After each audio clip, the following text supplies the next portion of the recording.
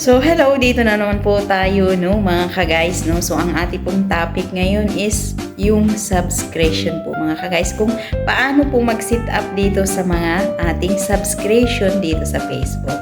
So, ito po mga ka-guys, huwag nyo pong i-skip dahil po dito ay step na step po ang aking pagtuturo. So, bago po mga ka-guys, mag-umpisa tayo sa ating pagtuturo. So, ito po muna, panoorin niyo po.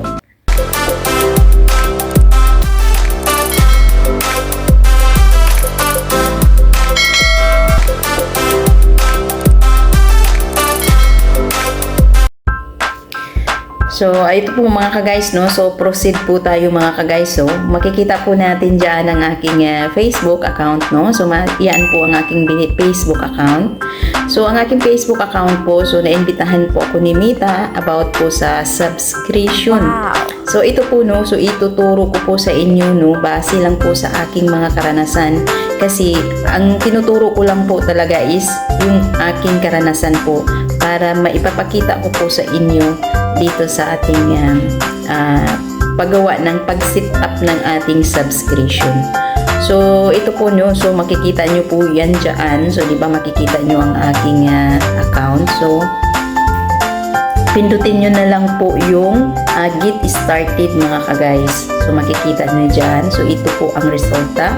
So, di ba get started. So, makikita nyo dyan ang get started. So, talagang sundan nyo na lang po mga ka-guys para po hindi po kayo mahihirapan. Once po nagkaroon po kayo ng subscription, hindi po talaga mahirap kapag once na nasundan nyo po ang aking content. Kasi po, pagkatapos yung get started, yan na po ang resulta. So, next, so nakalagay dyan, set up payout account. So, select your business info.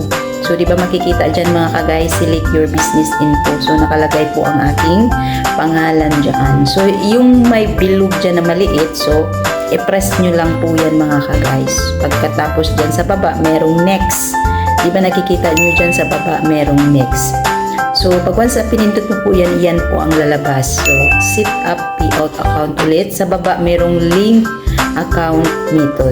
So, yan po mga ka-guys. So, depende po sa inyo kung choose how would you like to get paid. So, depende po yan sa inyo, PayPal or Bangko. Depende po yan sa inyo. Kasi sa akin, for example lang po, no, sa Amex po dito kasi nasa ibang bansa po ako.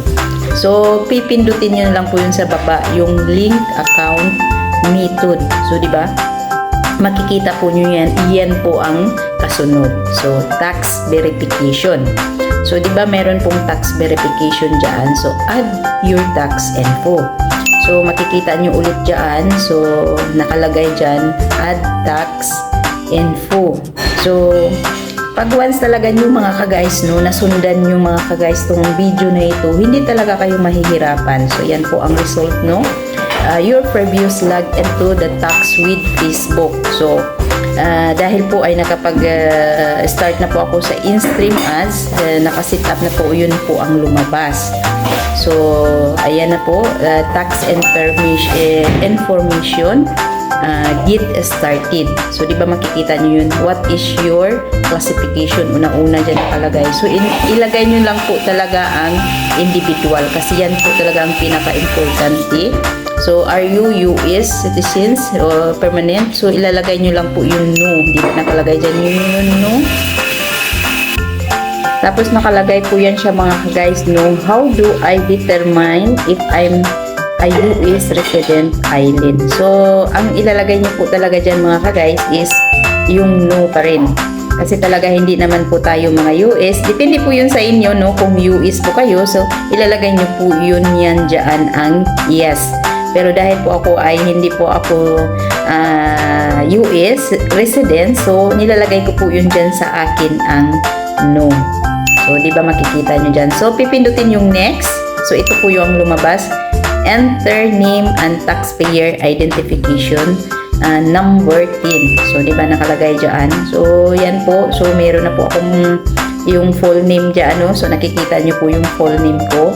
So, yung country, kasunod po yung country. So, makikita nyo po yan dyan, Philippines po. Kung saan po kayong country, doon po ilalagay nyo. So, sa akin po, nilagay ko po yung Philippines. Tapos, taxpayer identification number 10. So, I have non-US 10. So, pipindutin nyo lang po yung I have non-US 10. So, makikita dyan po, I have non-US 10. So, pipindutin nyo na lang po yan. Pagkatapos sa baba, no, may isa din, I have US 10. So, hindi ko yan pinipindot dahil po talaga hindi po ako US. So, makikita nyo yan sa baba, merong blue color yung nakalagay dyan, next. So, yan po, pipindutin nyo po yung next. So, di ba? Makikita nyo po yung next. So, di ba makikita nyo yung next? So, ang resulta po, ito po ang resulta niya pag pinindot nyo po yung next. So, tax information, enter your address. So, di ba makikita nyo yan? Enter your address. So, makikita nyo yan dyan ulit, country. So, yan, nakalagay ang aking Philippines. So, address. So, yung address nyo po kung saan kayo, kung saan po talaga kayo nanirahan. Basta sundan nyo na lang po ang aking video kasi po talaga hindi kayo mahihirapan pag once na sundan nyo dyan. So, pagkatapos po niya, no, yung zip code. So, si zip code po ng inyong lugar, no. So, ilalagay nyo po dyan yung zip code ng inyong lugar. So, makikita ulit nyo dyan sa baba yung merong next. So, pipindutin nyo na lang po yung next. So, pagkatapos po, pag napindot na po yung next, ito na po ang resulta. Tax information, add your emailing address. Ito na po ang resulta. So, di ba? Lalabas na po na ganyan ang resulta ng inyong tax information. So, yun dyan, may square dyan. So, pipindutin lang po yan, no? So, iba. Pagkatapos po niyan, pipindutin po yung next. So, ito po ang resulta. So, tax information, consents, and signs. So, dyan po lahat mababasa nyo po. Mababasa nyo po lahat-lahat dyan. So, pagkatapos nyo pong mababasa nyo dyan lahat-lahat dyan, no? So, sa pinaka, meron, lalagyan nyo lang po ng check. Pagkatapos po dyan, so, makikita nyo dyan sa pinakababa. So, basta mga ka-guys, no, pag once ang sundan nyo talaga to, hindi talaga kayo mahihirapan kapag nasundan tong aking video kasi step by ito. So, ito po ang resulta, no? So, sa pinakababa, meron po dyan, I certify that I have compromises to sign for the, di ba nakalagay dyan? So, lalagyan nyo na lang po ng, pipindutin nyo na lang po. So, ang magkukulay po yan siya ng blue. So, yan po ang resulta. So, di ba? So, pinindot ko po yung next. Yan po ang resulta. Review and submit. So, tax information, review and submit. So, makikita nyo dyan. Ganun po ang resulta. So, kailangan mo daw na i-review. So, lahat-lahat po dyan. So, i-review nyo po yan dyan kung talagang tama-tama lahat. Kasi, mahirap po kung nagkakamali po tayo. Kaya ito po, yan po ang nakalaglay. I-review natin yan lahat-lahat po. Nandyan na po lahat to. So, makikita nyo po yun dyan lahat. Yung mga pangalan ko, country, nandyan po, no? So, hindi talaga kayo mahihirapan mga ka-guys kapag once na nasundan nyo po ang aking video kasi step by step po itong lumalabas dito sa aking pag-fill up ko dito sa subscription dito sa Facebook. So, di ba? Makikita mo dyan, may part 1, part 2, part 3. So, lahat po yan pinapakita ko sa inyo talaga is steps by step po.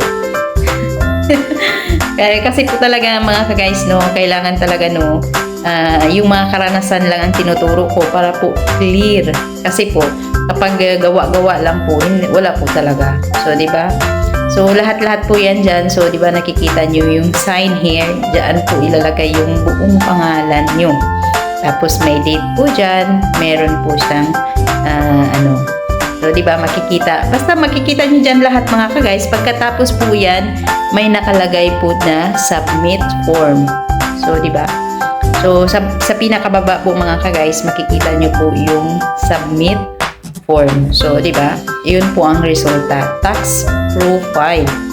So, yan po. Yan na po ang resulta niya mga ka-guys. So, lahat-lahat dyan na po mga ka-guys. So, makikita nyo yan sa baba, no? So, di ba nakalagay na dyan, merong done na nagkulay blue. So, di ba? So, yan po mga ka-guys, kapag natapos na po kayo at saka clear at yan na po lahat, ipipindutin nyo na lang po yung done. Kasi, yan po ang resulta ng subscription price. So, di ba napindot na yung done kanina, no? So, ito po yung resulta. Select a monthly subscription price. So, di ba makikita nyo dyan? So, depende po yan sa inyo kung magkaano po ang gusto nyo. Kasi sa akin po talaga, maliit lang yung nilalagay ko para po hindi masyadong mahihirapan yung kung sinong gustong mag-subscribe sa aking Facebook, no? So, kaya yan lang po. Ang sinili ko is 3.69 QR. So, for the Philippines siguro, mga 50 pesos. So, pagkatapos po niya, nakasilik na po kayo, next. Pindutin nyo na lang po yung next. So, yan po ang resulta, no? Choose your subscription benefits. So, di ba nakikita nyo dyan?